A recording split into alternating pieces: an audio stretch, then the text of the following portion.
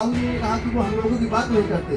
बाबूजी हम उन लोगों से उम्मीद क्यों कर सकते हैं? वो चमचे लोग हैं, पिटलग्गू लोग हैं, गुलाम लोग हैं। माननीय कांचीराम साहब ने कहा था कि तमन्ना सच्ची है तो रास्ते मिल जाते हैं, तमन्ना झूठी है तो बहाने मिल जाते हैं। और दुनिया में जो लायक लोग हैं वो रास्ते खोज लेते हैं, और जो नालायक लोग हैं वो अच्छे से अच्छे बहाने खोज लेते हैं। बहुजन समाज सच्चा है, प्रधानी जीतना पक्का है, और बहुजन समाज सच्चा है, प्रधानमंत्री बनना भी पक्का है। जिस भी राज सत्ता का निर्माण होगा वो सिर्फ और सिर्फ धनवानों के काम आएगी, क्योंकि बहुजन समाज सच्चा है, अधिकार मिलना पक्का है।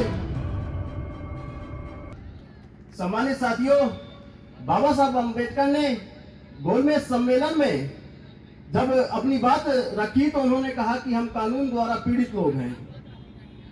उन्होंने ये बात इसलिए कही कि हम कानून द्वारा पीड़ित लोग हैं कि जो हमारे निर्भीक, निडर और साहसी डेलीगेट हैं, नुमाइंदे हैं, वो उनको जिताकर लाने के लिए सेपरेट इलेक्टोरल लेकर आ रहे थे, पृथक निर्वाचक क्षेत्र। लेकिन कांग्रेस पार्टी के बड़े नेताओं ने उस समय उन पर जोर डालकर, दबाव डालकर आमरण अनशन पर बैठ गए और पूना पैक्ट का समझौता कर लिया। तो सम्मानित साथियों, वो जो डेलीगेट हम लोगों के बीच नहीं आ पाए, उसका एक कारण था कि सेपरेट इलेक्टोरल हम लोगों के बीच में नहीं आ पाया। और अब हमारी आप लोगों की जिम्मेदारी बनती है कि हमारे शीलवान, चरित्रवान, साहसी, निर्भीक, निडर डेलीगेट नुमाइंदे जीत का सदन लोकसभा और विधानसभा में जाएं, क्योंकि कानून की सुरक्षा हम लोग वहीं से कर सकते हैं, लोकसभा और विधानसभा से। और उनके जीत के जाने का तरीका क्या है?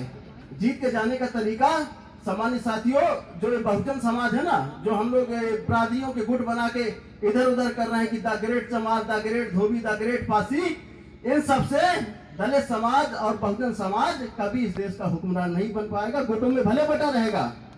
तो साथियों, हमारी आपकी जिम्मेदारी बनती है कि इन सब गुटों को छोड़कर हम लोग, जो मान्यवर कांचीराम साहब ने कहा था कि 6743 जातियों को इकट्ठा करके मैं इस देश की ऊर्ध्वाधर खड़ी व्यवस्था को बदलूंगा, इन सभी जातियों को इकट्ठा करके इस देश की सदन, लोकसभा और विधानसभा पर कब्जा करना होगा। अभी आदरणीय बाबूजी कह रहे थे कि हमारे 21% नुमाइंदे बाबा साहब अम्बेडकर के आरक्षण का सहारा लेकर पहुंच गए। जो आर्टिकल 334 में बाबा साहब अम्बेडकर ने शेड्यूल कास्ट के लिए लोकसभा और विधानसभा में आरक्षण जो था वो 10 साल के लिए पारित किया था। बाबूजी ने कहा कि वो हम लोगों की बात नहीं करते।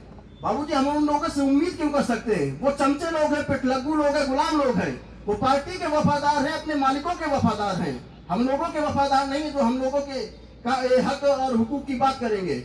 तो सम्मानित साथियों, माननीय कांचीराम साहब ने कहा था कि धनवानों के धन का सहारा लेकर जिस भी राज सत्ता का निर्माण होगा वो सिर्फ और सिर्फ किन लोगों के काम आएगी? मैं आप लोगों से पूछना चाहता हूँ, किन लोगों के काम आएगी बताइए?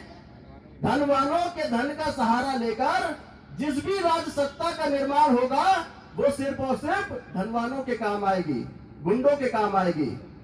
और जो हम लोगों के ऊपर प्रताड़ना करते हैं, हमें सताते हैं, और उनका सहारा लेकर जो लोग इस सदन और लोकसभा विधानसभा में बैठे हैं, वो हमारे हक की आवाज कैसे बुलंद कर सकते हैं? अगर वो लोग हक की आवाज बुलंद करेंगे तो मालिक उन्हें निपटा देगा, निकाल देगा। तो वो लोग अपने मालिक के प्रति, पार्टी के प्रति वफादार है, समाज के प्रति वफादार नहीं है। अगर समाज के वफादार लोगों को हमें इस देश की लोकसभा और विधानसभा में भेजना है तो मान्यवर कांचीराम साहब की विचारधारा पर हमें लौटना होगा, बहुजन समाज बनाना होगा, क्योंकि बहुजन समाज सच्चा है, अधिकार मिलना पक्का है। बहुजन समाज सच्चा है, प्रधानी जीतना पक्का है, और बहुजन समाज सच्चा है, प्रधानमंत्री बनना भी पक्का है। लेकिन वो हम बहुजन समाज की एकता तोड़ दिए, बीच में बहुजन से सर्वजन आ गए। तो सर्वजन आ गए तो पूरा समाज आज चौराहे पे खड़ा है। तो सर्वजन की जो दोस्ती है, तो सांप नेवला की दोस्ती नहीं हो सकती, चूहे बिल्ली की दोस्ती नहीं हो सकती, तो बहुजन और सर्वजन की दोस्ती कभी संभव ही नहीं है। तो सम्मानित साथियों, अगर हमें संविधान बचाना है तो माननीय कांचीराम साहब के बताए गए छोटे छोटे साधनों पर लौट के आना होगा, और फिर से कोशिश करनी होगी, और फिर से कोशिश करके आगे बढ़ना होगा। माननीय कांचीराम साहब ने कहा था कि तमन्ना सच्ची है तो रास्ते मिल जाते हैं, तमन्ना झूठी है तो बहाने मिल जाते हैं।